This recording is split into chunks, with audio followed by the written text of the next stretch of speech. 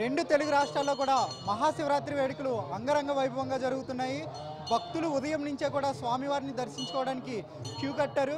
మహాశివరాత్రి సందర్భంగా శివాలయాలన్నీ కూడా భక్తులతో కిటకిటలాడుతున్నాయి. ప్రస్తుతం హైదరాబాద్లో పుప్పాలగూడలో కాశీ విశ్వేశ్వర స్వామి ఆలయంలో ఉన్నాం. ప్రస్తుతం ఉదయం నుంచి తెల్లవారుజాము నుంచే భక్తులు అధిక సంఖ్యలోకి ఇక్కడ వచ్చి స్వామివారిని దర్శించుకుంటున్నారు. అటు ఆలయ సిబ్బంది కూడా భక్తులకు ఎలాంటి ఇబ్బందులు కలగకుండా పూర్తి ఏర్పాట్లు చేసుకున్నారు.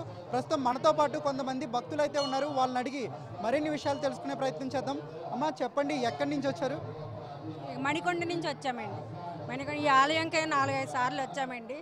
ఈ ఆలయం మాకు చాలా ప్రసిద్ధమైంది.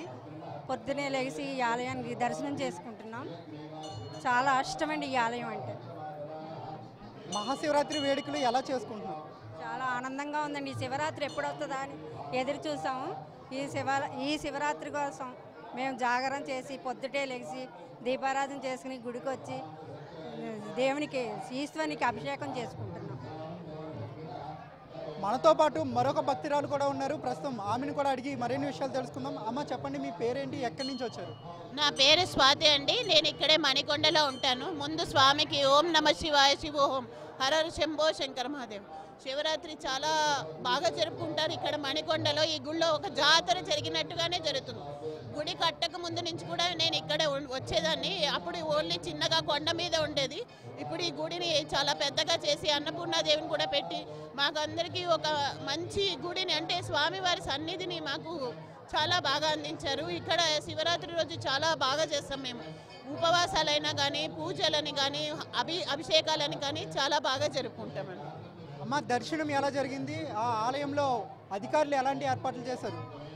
దర్శనం ఇక్కడ ఎప్పుడు బాగా జరుగుతుందండి. శివరాత్రికి ముందు నుంచి అన్ని ఏర్పాట్లు చేస్తారు. ప్రసాదాల గురించి కానీ లేకపోతే స్వామివారి దర్శనానికి ప్రదక్షిణాలకి అన్నింటికి చాలా బాగా అరేంజ్మెంట్స్ చేసి ఉంచారు ఇక్కడ. ఎప్పుడు కూడాను ఎప్పుడు ఏ రకమైన ఇబ్బంది కలగలేదు. ఇంతమంది భక్తులు వచ్చి దర్శనాలు చేసుకున్నా కూడా ఎవరు నిరాశగా వెళ్ళరు ఇక్కడి నుంచి. ఆలయానికి అయితే భక్తులు తాకిడి పెరుగుతూ ఉందని చెప్పుకోవచ్చు.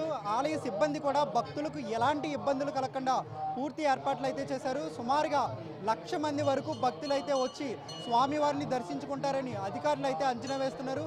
దీనికి తగ్గట్టుగా ఆలయ పరిసరాల్లో అలాగే ఆలయంలో కూడా పూర్తిగా భద్రతా ఏర్పాట్లు చర్యలు తీసుకున్నట్లు కూడా తెలుస్తుంది. కెమెరామెన్ శ్రీనాథ్తో మణికంఠ, ఏబిఎన్ ఆంధ్రజ్యోతి, హైదరాబాద్.